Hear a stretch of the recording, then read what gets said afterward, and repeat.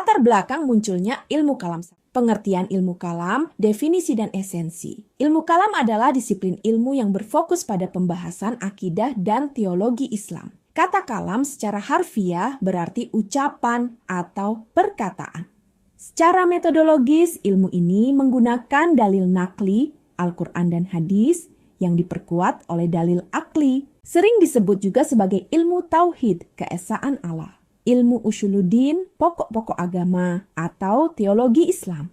Fungsi utama ilmu kalam adalah menjelaskan keimanan secara logis, mempertahankan kebenaran ajaran Islam, serta menyanggah keraguan atau kritik dari pihak luar. Ruang lingkup ilmu kalam secara garis besar mencakup 4 pilar utama keimanan ilahiyah, ketuhanan, membahas segala sesuatu tentang Allah Subhanahu wa Ta'ala, meliputi zatnya, asma, nama, serta sifat-sifat wajib, mustahil, dan jais bagi Allah. Nubuwayah, kenabian, membahas tentang utusan Allah, mukjizat, kitab-kitab suci, serta sifat-sifat yang ada pada diri Nabi dan Rasul. Ruhaniyah, alam gaib, membahas makhluk dan entitas spiritual yang tidak tampak oleh mata, seperti malaikat, jin, iblis, dan roh. Sam'iyah, eskatologi, dan masa depan, membahas peristiwa yang hanya bisa diketahui melalui informasi wahyu, seperti hari kiamat, alam kubur, surga, neraka, serta qada dan qadar. Sejarah munculnya ilmu kalam, kronologi historis. Perkembangan ilmu ini lahir dari dinamika sejarah umat Islam yang bergerak dari masa persatuan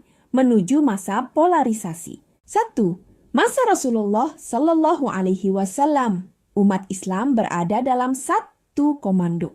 Jika ada keraguan seputar ayat Al-Quran atau masalah akidah, sahabat langsung bertanya kepada Nabi sehingga tidak ada ruang untuk perdebatan.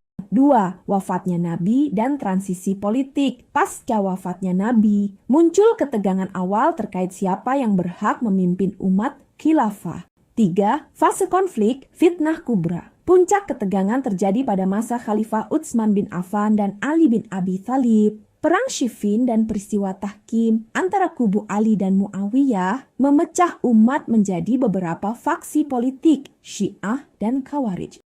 4.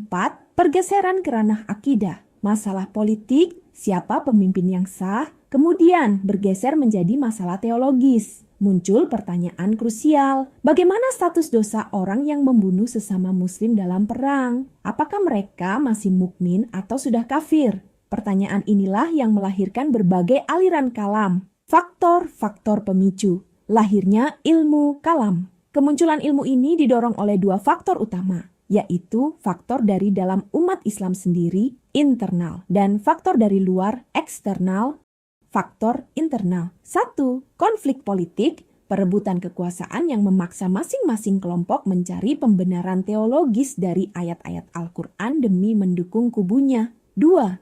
Perbedaan pemahaman di antara para ulama dalam mengartikan ayat-ayat mutasyabihat, ayat yang maknanya samar, butuh penafsiran seperti ayat tentang tangan Allah. Faktor eksternal 1, ekspansi dan interaksi budaya. Ketika Islam meluas ke wilayah Persia, Mesir, dan Syam, umat Islam bertemu dengan pemeluk agama lain, Kristen, Yahudi, Zoroaster, yang sudah memiliki tradisi debat teologi yang kuat. 2. Asimilasi filsafat Yunani. Penerjemahan buku-buku filsafat Yunani, terutama logika Aristoteles, ke dalam bahasa Arab mendorong para pemikir Muslim menggunakan metode rasional filsafat untuk mempertahankan Islam.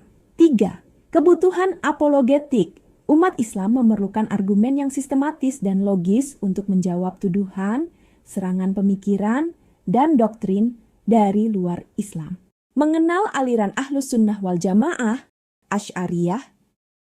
Pengertian dan hakikat Asy'ariyah. Asy'ariyah adalah aliran teologi atau disebut juga ilmu kalam utama dalam Ahlus Sunnah wal Jamaah, aswaja, yang berdiri di atas prinsip moderasi, tawassut. Aliran ini mengintegrasikan secara harmonis antara wahyu, Al-Quran dan hadis, dan akal, argumentasi rasional secara seimbang. Asy'ariyah menolak jalur ekstrim, Mereka tidak seperti aliran Mu'tazilah yang terlalu mendewakan akal dan mengabaikan teks, dan tidak juga seperti aliran Hasyawiyah atau Mutasyabbihah yang memahami teks secara kaku atau literal tanpa mau menggunakan penalaran akal sama sekali. Beliau adalah sang tokoh pendiri, Abu Al-Hasan Al-Asy'ari. Nama lengkap beliau adalah Imam Abu Al-Hasan Ali bin Ismail Al-Asy'ari, lahir di Basrah, Irak. Beliau merupakan keturunan dari sahabat Nabi yang terkenal, Abu Musa Al-Asy'ari. Selama 40 tahun pertama hidupnya, Imam Abu Al-Hasan Al-Asy'ari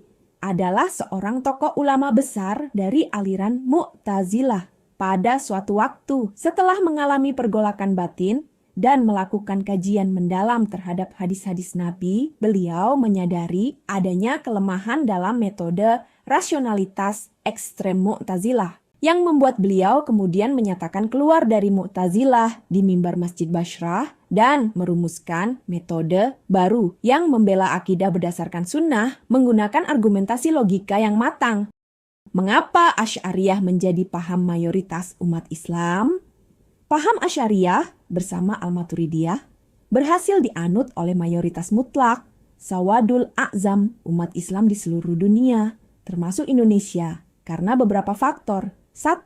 Prinsip jalan tengah, moderat, atau tawasud. Metode yang menyeimbangkan wahyu dan akal sangat cocok dengan fitrah manusia. Pendekatan ini membuat Islam tetap relevan di tengah perkembangan zaman tanpa kehilangan kesucian teks agamanya. 2. Keterbukaan terhadap ilmu logika.